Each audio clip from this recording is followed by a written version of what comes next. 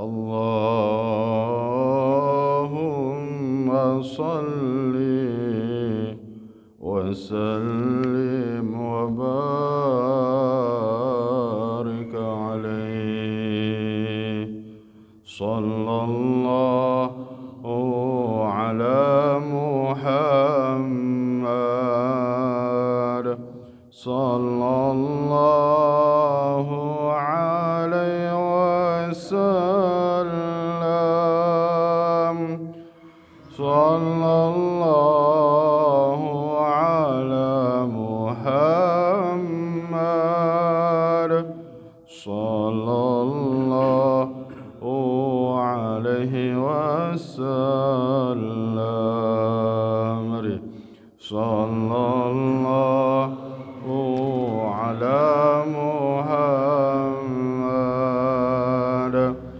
صلى الله عليه وسلم. صلى الله على محمد صلى الله عليه وسلم. أنت شمس أنت بدر أنت نور فوق نور. أنت شمس أنت بدر أنت نور فوق نور. أنت إكسير وغالي أنت مصباح صدوري. Mari. Sallallahu Muhammad sallallahu alaihi wasallam. Sallallahu ala Muhammad sallallahu alaihi wasallam. Ya Habibi ya Muhammad ya arusal khafiqaini. Ya Habibi ya Muhammad ya arusal khafiqaini. Ya muayyad ya mumajar ya imam al-qiblataini. Mari. Sallallahu ala Muhammad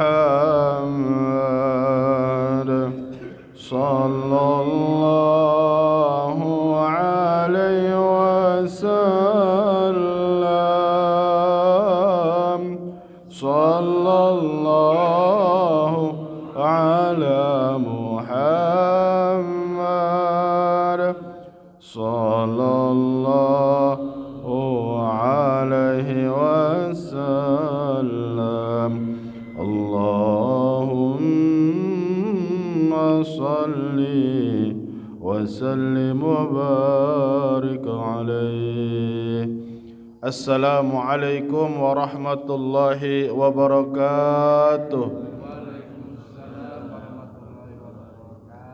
Innal hamdalillah salatan wa salaman li Rasulillah Muhammad bin Abdullah wa ala alihi wa sahbihi wa mawalah ومن تبعه بإحسان إلى يوم القيامة أما بعد أشهد أن لا إله إلا الله وحده لا شريك له وأشهد أن سيدنا محمدا عبده ورسوله اللهم فصل على سيدنا محمد وعلى آله وصحبه وسلم وقال الله تعالى في القرآن الكريم وهو أصدق القائلين أعوذ بالله السميع العليم من الشيطان الرجيم بسم الله الرحمن الرحيم محمد رسول الله والذين آمنوا معه أشداء على الكفار رحماء بينهم تراهم ركعا سجدا صدق الله العظيم وصدق رسوله الحبيب الكريم ونحن على ذلك من الشاهدين اللهم افتح لنا بفتوح العارفين اللهم افتح لنا بفتوح العارفين والحمد لله رب العالمين. Hadratil kiram, bapak-bapak jamaah pengajian Masjid Al-Amin, dan kepada siapa saja yang mengikuti pengajian di subuh hari Ahad di mana saja berada, yang mudah-mudahan senantiasa ada dalam lindungan Allah Subhanahu wa taala. Juga kepada ketua DKM beserta pengurus masjid dan jajarannya yang mudah-mudahan selalu ada dalam lindungan Allah. Juga para dewan asatidz, dewan kiai yang mengajar di masjid yang mulia ini, Kiai Haji Ustaz Encik Burhan, Kiai Haji Ahmad Baisuni, Al-Habib Amri Azamat Khan, Kiai Haji Abi Halim, mudah-mudahan beliau-beliau ini selalu istiqomah. Termasuk Al-Fakir juga mudah-mudahan minta doanya supaya istiqomah. Karena yang paling berat itu adalah istiqomah, melakukan kebaikan estafet terus-menerus. Mudah-mudahan semuanya ada dalam kekuatan inayah taufik daripada Allah Subhanahu wa taala. Ketika Imam Ibnu Abbas membaca ayat Muhammadur Rasulullah walladzina amanu ma'ahu asyidda'u 'alal kuffar ruhama'u bainahum, yang digarisbawahi di ayat ruhama'u bainahum, karena ini temanya adalah hak-hak seorang muslim kepada muslim yang lainnya. Ada ternyata di dalam kitab Ihya Ulumuddin, ternyata ada hak orang fasik terhadap orang soleh. Ada hak orang soleh terhadap orang fasik. Ada hak orang yang ahli ibadah kepada orang ahli maksiat. Ada juga hak orang ahli maksiat kepada hak ahli ibadah. Ada. Ini dalam tafsir Ibnu Abbas. Ternyata ruhama'u bainahum, Imam Ibnu Abbas pasti mendengar daripada baginda Rasulullah sallallahu alaihi wasallam. Yad'u salihuhum li talihihim. Hendaknya orang-orang soleh itu mendoakan orang-orang yang salah. Toleh itu orang yang ahli maksiat, para pendurhaka, orang yang fajir. Terus maksudnya apa? Maksudnya lanjut, wa talihuhum li solihihim, dan orang ahli maksiat pun itu diperkenankan untuk mendoakan orang soleh. Saya baru baca beberapa hari yang lalu, ini menarik sekali. Maksudnya apa? Fa idza nadhara talih ila salih min ummati Muhammadin sallallahu alaihi wasallam. Karena sesungguhnya orang yang maksiat di akhir zaman, orang yang soleh di akhir zaman, kedua golongan tersebut itu semuanya adalah umat baginda Rasulullah sallallahu alaihi wasallam. Terus doa orang yang ahli maksiat kepada orang ahli taat gimana? Ada doanya. Orang ahli fasik yang sehari-hari berlumuran dosa, itu ada khusus doa kepada orang soleh. Maksudnya ketika orang ahli maksiat melihat orang yang taat, dia pulang dari bar, berangkat isya, malamnya contoh apa, melakukan maksiat wanit jinah kah mabuk. Dia pulang subuh, pas subuh ketemu orang temennya yang baru pulang sholat subuh. Itu ada hak mendoakan dari orang yang ahli maksiat itu, dari pulang dari bar. Mana doanya? Dari orang maksiat kepada orang yang taat. Allahumma barik lahu fima qasamta lahu minal khairi wasabbithu alaihi wanfa'na bihi. Cuman jarang ya orang pulang mabok doa ini. Berarti ini zaman-zaman tabi'in nih. Berarti ini ada pada zaman baginda Rasulullah, ada ini. Jadi keren, orang yang ahli maksiat pun sempat mendoakan orang yang soleh. Ini doanya dari orang yang tukang maksiat. Allahumma barik lahu, ya Allah, semoga engkau berkahkan kepada saudaraku yang taat. Fima qasamta lahu, sesuatu anugerah yang telah engkau bagi kepadanya. Minal khairi, daripada kebaikan. Wasabithu alaihi, ya Allah, semoga engkau tetapkan kebaikan demi kebaikan bagi saudaraku orang yang soleh. Wanfa'na bihi, ya Allah, suatu kelak mereka orang-orang soleh bisa memberikan manfaat kepadaku. Subhanallah, itu doa orang yang ahli maksiat. Tapi kira-kira ada enggak? Yang ada begini, yang ada nih, orang yang sholat juga belum tentu masuk surga. Yang ada gitu, boro-boro ngedoain ini ya. Masalah. Nah, terus kita juga ada, mudah-mudahan kita termasuk orang yang soleh.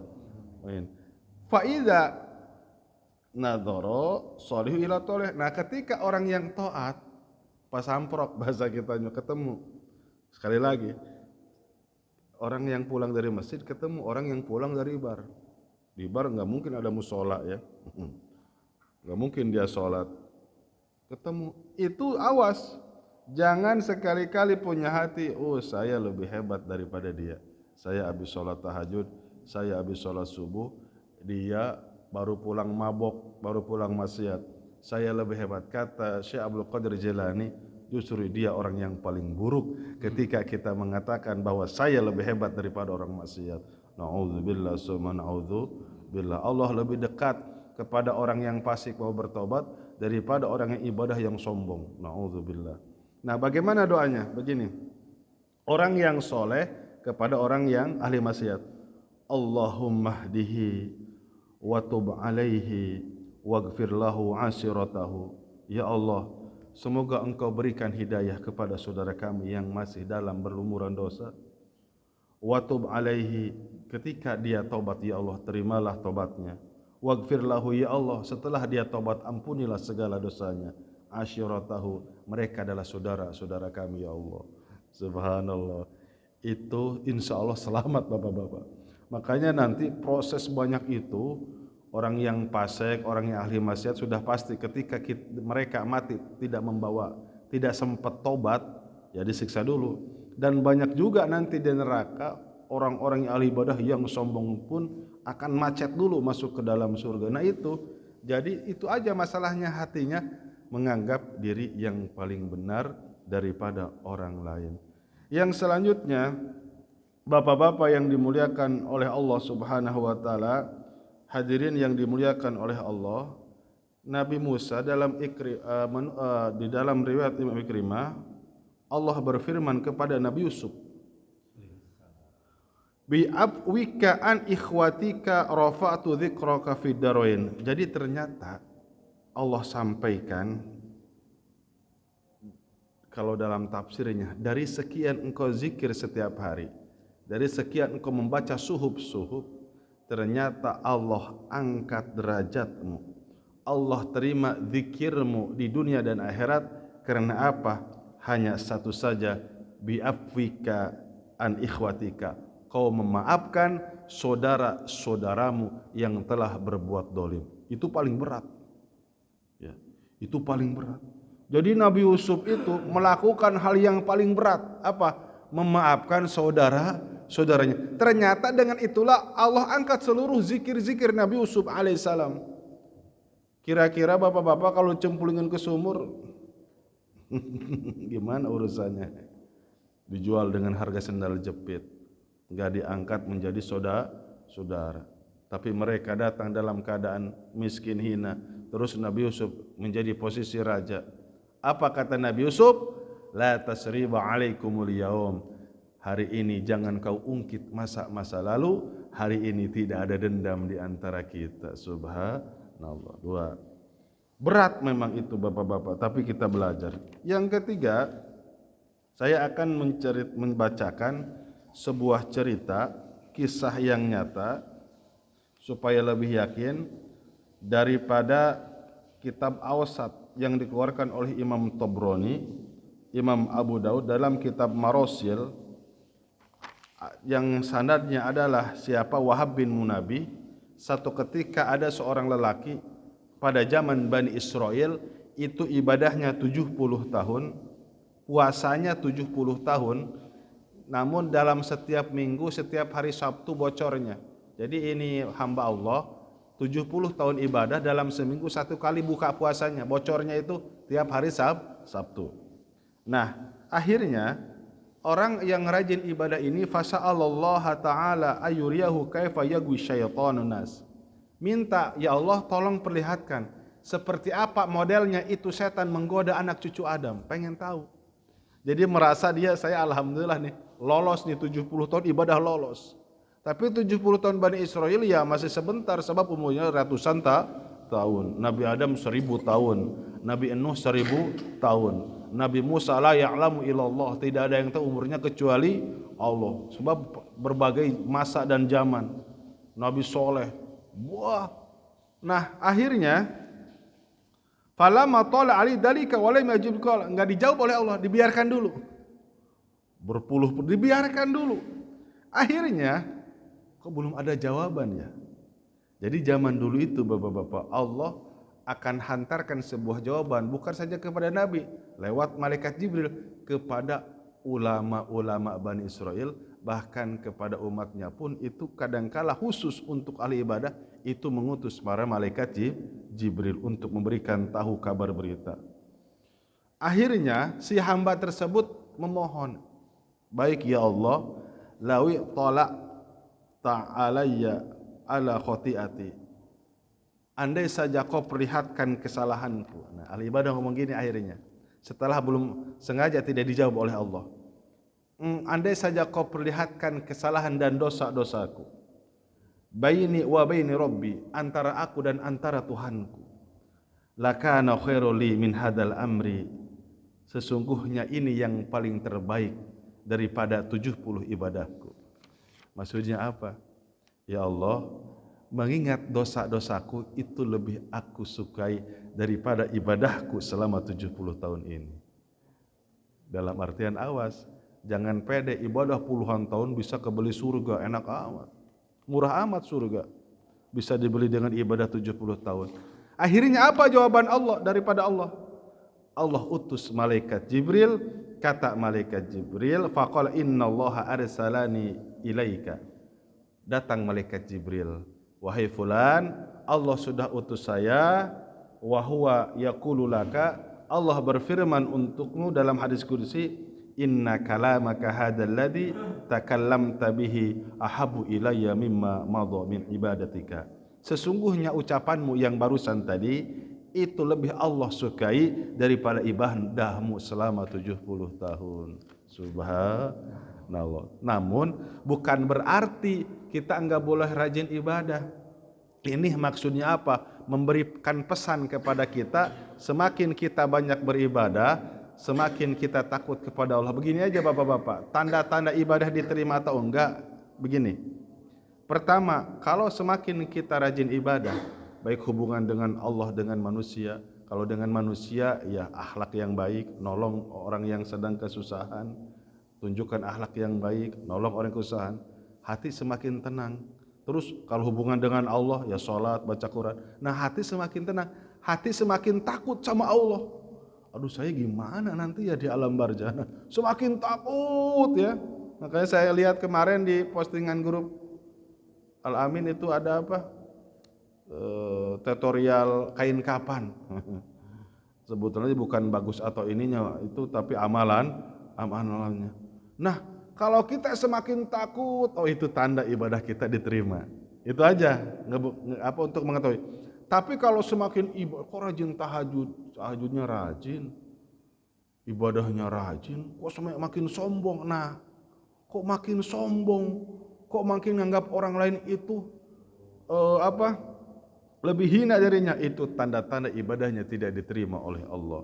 Na'udzubillah summa na'udzubillah. Makanya kata baginda Rasul, istiqomahlah wa in qala, walaupun sedikit, kalau kau istiqomah insyaallah itu yang paling lebih aku sukai daripada banyak ibadah beribu rakaat tapi kesononya enggak salat. Na'udzubillah.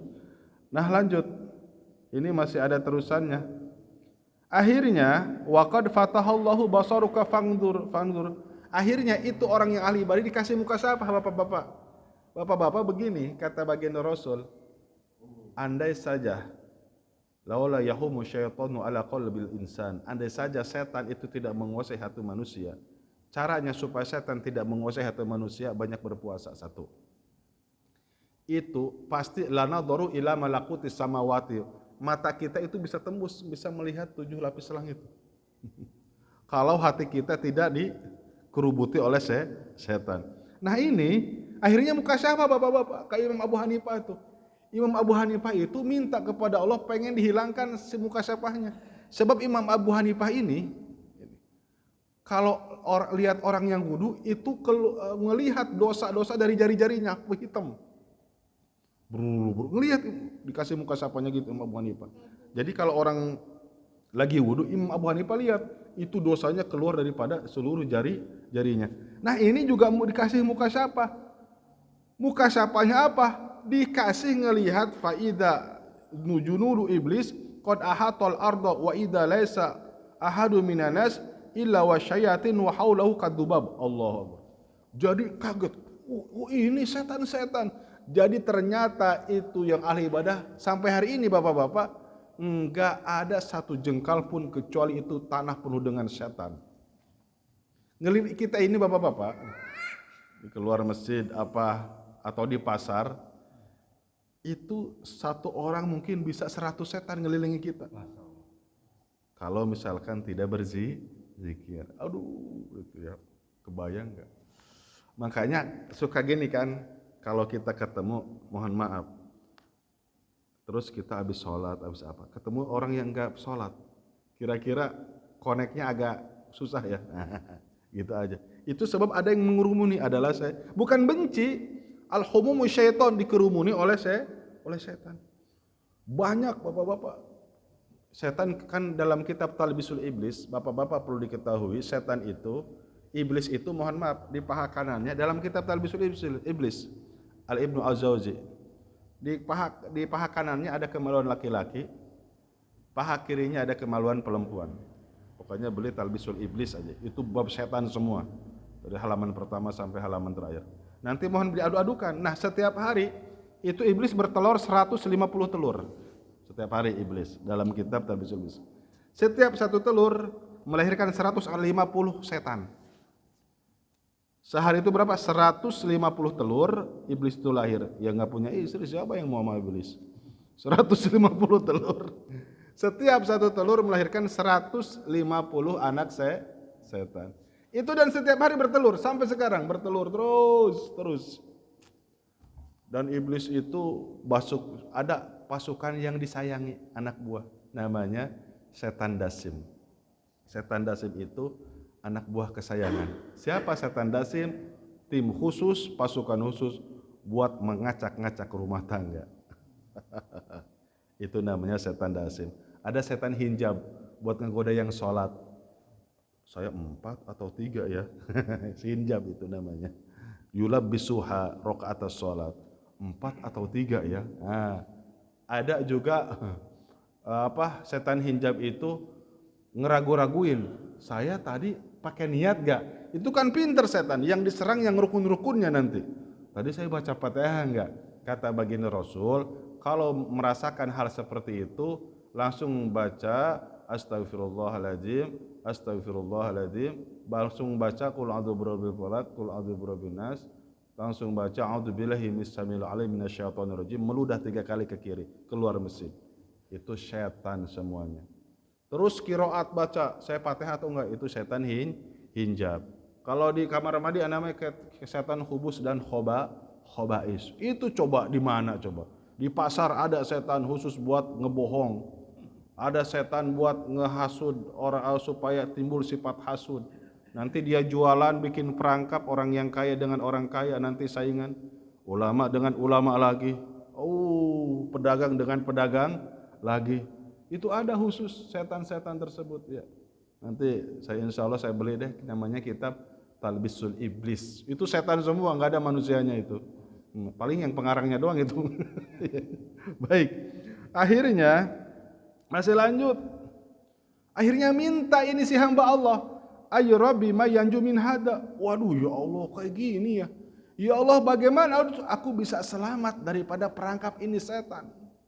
Jadi satu miskin bisa banding 1 juta. Saking banyak. Allah sampaikan al-wara al-layin. Yang pertama hati-hati dalam menjalani hidup. Langsung daripada Allah, hati-hati dalam menjalani hidup. Maksudnya jangan makan uang haram, yang subhat pun dijauhi, melaksanakan segala perintah Allah, segala yang haram-haram, yang subhat, yang makruh dijauhi. Itu namanya warai, kehati-hatian dalam menjalani hidup. Kita jangan curiga, tapi waspada diperintahkan. Yang kedua apa? Walayin, harus lembut. Lembut dalam tutur kata. Jadi tanda-tanda yang husnul khotimah, saya baru tahu dalam bab akhlak, yang bicaranya lembut. Tanda-tanda husnul khotimah itu. 2, tanda-tanda husnul khotimah selalu mendoakan kebaikan bagi orang lain. Itu orang tanda husnul khotimah. Awas, ngeri kalau yang sering ngedoain jelek orang lain nanti balik ke dirinya sendiri. Naudzubillah summa naudzubillah. Kan banyak bukti Bal'am bin Ba'ur doa jelek buat kiai, buat saya, buat nabi. Jangan khawatir ketika kita mendoakan kejelekan bagi orang lain, terus orang lainnya dekat dengan Allah, bahaya berbalik itu nanti. Nah, terus lembut ya, harus lembut. Makanya kan baginda Rasul lebihkan warning ya. Walau kunta faddan ghalidul qalbi lang faddu min haulik.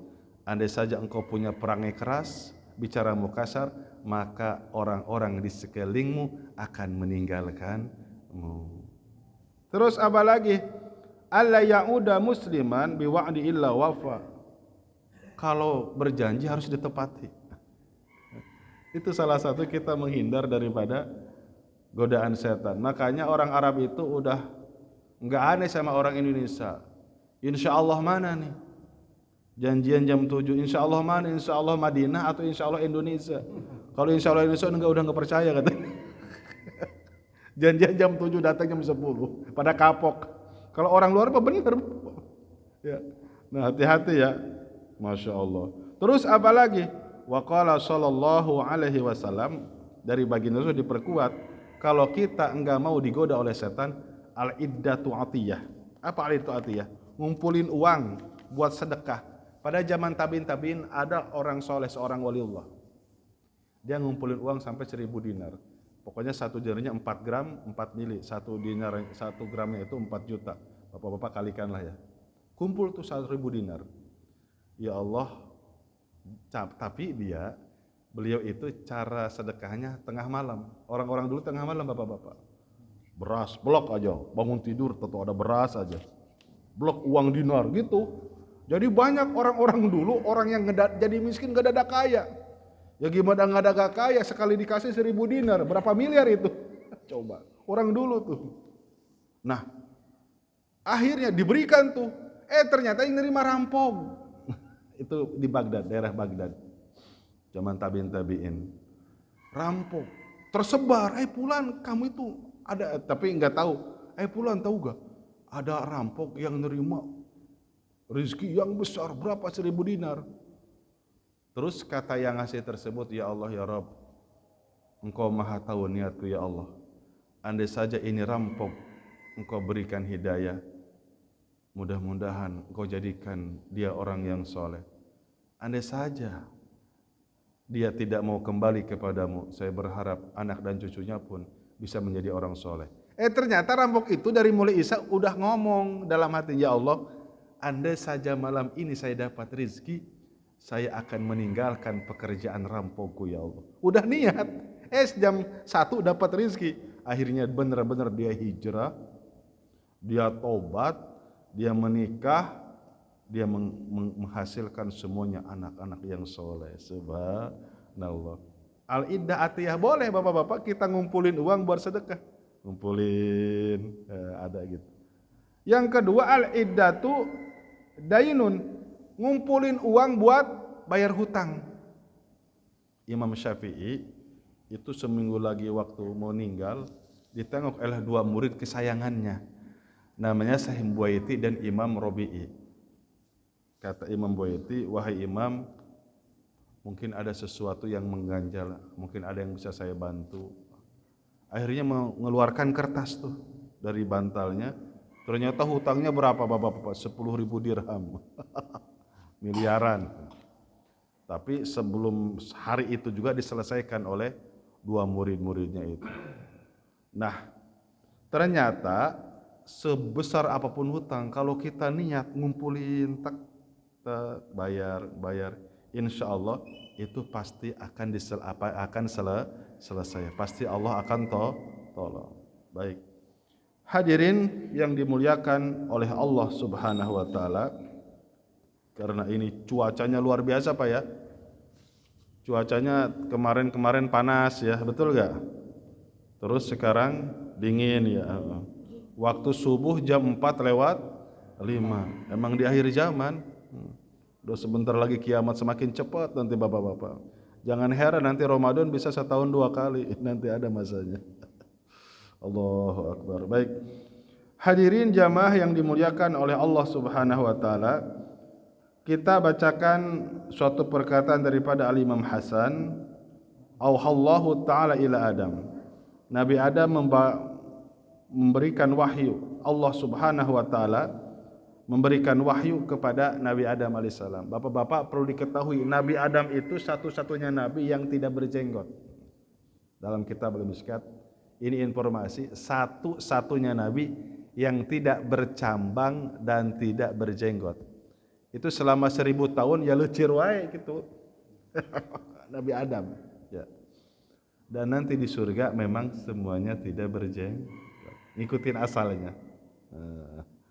Mumpung masih di dunia pelihara jenggot, mumpung masih di dunia. Tuh. Informasi yang kedua, Nabi Adam itu punya anak 40.000 dalam tafsir Ibnu Abbas. Dan satu-satunya nabi yang enggak poligami ya Nabi Adam. Ya gimana mau poligami, anaknya semua, dosa.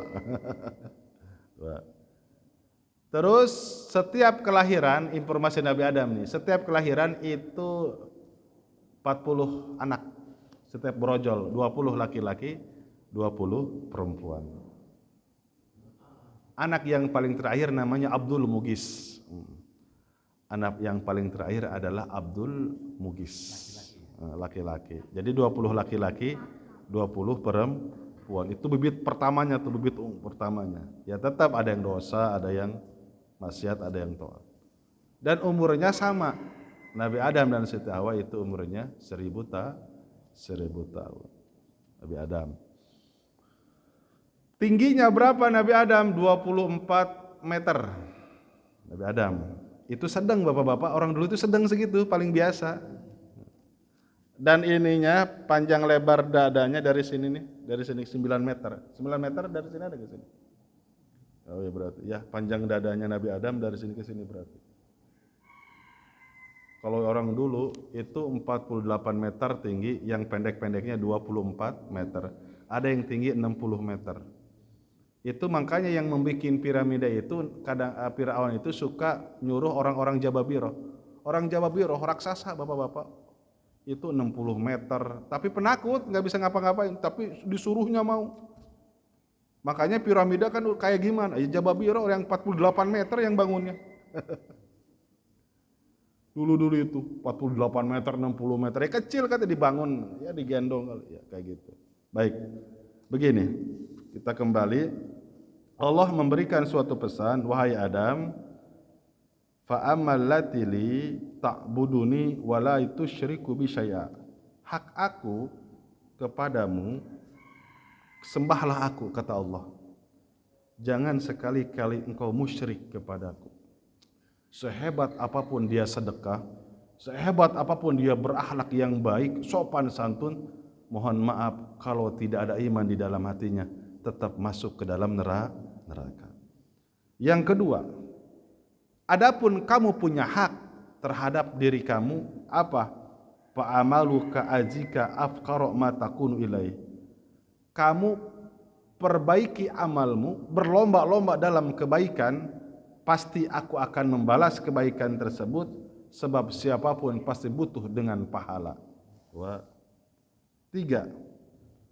Wa ammal lati baini wa bainaka, sedangkan antaraku dan antaramu, fa alaika ad-du'a wa alayya al-ijabah. Oh, hubungan Allah dengan makhluk itu ternyata supaya lebih dekat banyak berdoa. Ternyata untuk cara mendekatkan diri kita kepada Allah terus banyak berdoa. Yang selanjutnya apa? Wa amalati bainaka wa bainas, adapun hubungan kamu dengan manusia apa? Ayushibuka, kamu harus suhbah, banyak bertemu, banyak silaturahmi, jangan ada saling benci. Lebih baik salah mencintai daripada salah membenci. Salah mencintai mah enggak berisiko, tapi kalau salah membenci berisi. Kita benci ternyata dia kekasih Allah, coba gimana? Nauzubillah summa naudzubillah. Nah, itulah hadirin bapak-bapak yang dimuliakan oleh Allah Subhanahu wa taala tentang bagaimana hak-hak seorang muslim kepada orang-orang muslim yang lainnya. Saya tutup dengan perkataan Abdullah bin Umar, innal birra syai'un ainun. Sesungguhnya kebaikan adalah berupa barang yang sangat berharga. Wajhut taliqin, wajah yang benar-benar sejuk. Wa kalamun layinin, berbicaranya lembut. Terus apa kata baginda Rasul? Ittaqun nara walau bisyikki tamrah, takutlah kepada neraka walaupun kau bersedekah dengan satu biji kurma. Fama lam yajid fa bi kalimatin thayyibah, jika engkau tidak punya harta untuk disedekahkan, maka sedekahlah dengan kalimat yang baik. Subhanallah. Sekarang kira-kira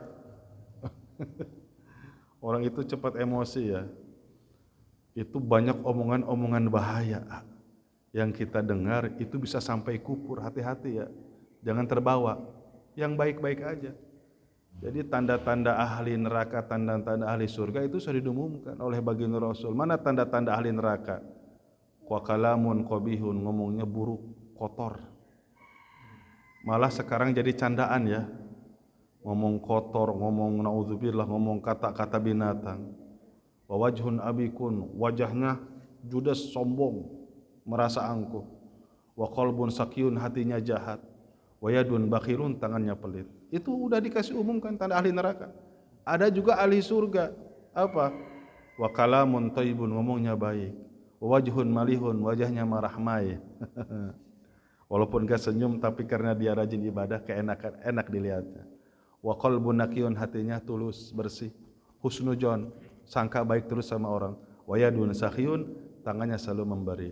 Dan itu enggak bakal lepas. Ada orang memang bapak-bapak, orang sholatnya rajin, tapi memang agak pelit. Ada rajin, tapi ibadahnya biasa-biasa aja, enggak sampai ratusan rakaat apa. Ada juga dia akhlak dalam artian attitude-nya bagus, sopan apa, tapi ibadahnya kurang. Tapi awas, kata baginda Rasulullah SAW, biasanya itu ngikutin. Kalau sudah diselipin sholat 5 waktu, apalagi berjamaah, nanti ngikutin. Nanti tanggap dia akan menjadi orang dermawan, akhlaknya akan baik, dia akan jujur. Itu nanti ngikutin. Yang penting di sholatnya dulu, nanti ngikutin. Dia akan jujur, kan perlu perjuangan bapak-bapak. Boleh dia lagi biasa jujur, tapi kalau dikasih uang ratusan miliar, dikasih jabatan, bertahan tuh jujurnya. Jujur itu harus penuh perjuangan. Ya, makanya ada kalan di media sosial diagung-agung ya, ternyata jublak aja. masuk penjara. Jadi awas, itu memang perjuangan semuanya Bapak-bapak. Jadi orang jujur itu perjuangan. Nah, yang penting pondasinya dulu. Sholat 5 waktu berjamaah itu ngikuti nanti. Insya Allah jujur, insya Allah tidak hianat, insya Allah menepati janji, insya Allah menjadi orang yang dermawan, insya Allah menjadi akhlak yang mulia. Yang penting pondasinya itu apa? Karena apa? Inna sholata tanha anil fahsya'i wal munkar. Jangan suujon, dia mah sholat rajin tapi pelit. Jangan suujon, kan banyak yang gak ketahuan Bapak-bapak nanti. Di akhirat orang yang rajin sedekah gak kelihatan di dunia. Masya Allah. Mudah-mudahan ada manfaatnya. Dan juga orang tua daripada jamaah kita, Bapak Ibu Haji Anton, siapa namanya? Ibu Sundarya binti Haji Bandan, baru saja beberapa hari yang lalu meninggalkan kita semua. Mudah-mudahan dalam usia berapa? Dalam usia 85. Mudah-mudahan segala amal kebaikannya diterima oleh Allah Subhanahu wa taala. Terus segala kesalahannya pun diampuni oleh Allah Subhanahu wa taala. Al-hadini wa li kulli su'usun ilari Abu Hajar. Al-Fatihah. A'udzu billahi minasyaitonir rajim. Bismillahirrahmanirrahim. Alhamdulillahi rabbil alamin. Arrahmanir rahim. Maliki yaumiddin. Iyyaka na'budu wa iyyaka nasta'in. Ihdinas siratal mustaqim. Siratal ladzina an'amta 'alaihim ghairil maghdubi 'alaihim waladdallin. Juga kita doakan juga saudara-saudara yang sakit, dan alhamdulillah Bapak Haji Kurdi sudah sembuh. Terus Bapak Haji Haris juga sudah sembuh. Mudah-mudahan beliau-beliau yang sakit dan yang lainnya pun mudah-mudahan diangkat segala penyakitnya. Jadi ada bulan-bulan yang memang disebarkan penyakit sampai berapa ribu penyakit ya. Tidak ada lagi ketika kita untuk mencegah daripada penyakit-penyakit tersebut. Ada setan memang khusus nyebar penyakit Bapak, khusus nyebar virus. Tidak ada lagi. Salah satunya jangan tinggalkan perintah Allah. Satu aja dulu, yaitu sholat 5 waktu. Insya Allah kita akan terhindar daripada segala penyakit. Itu saja yang bisa saya sampaikan. Mohon maaf atas segala kesalahan dan kekurangan. Kita tutup dengan kifarat majelis. Subhanallah wa bihamdihi, subhanakallahumma wa bihamdika, asyhadu an la ilaha illa anta, astaghfiruka wa atubu ilaik. Assalamualaikum warahmatullahi wabarakatuh. Sallallahu alaihi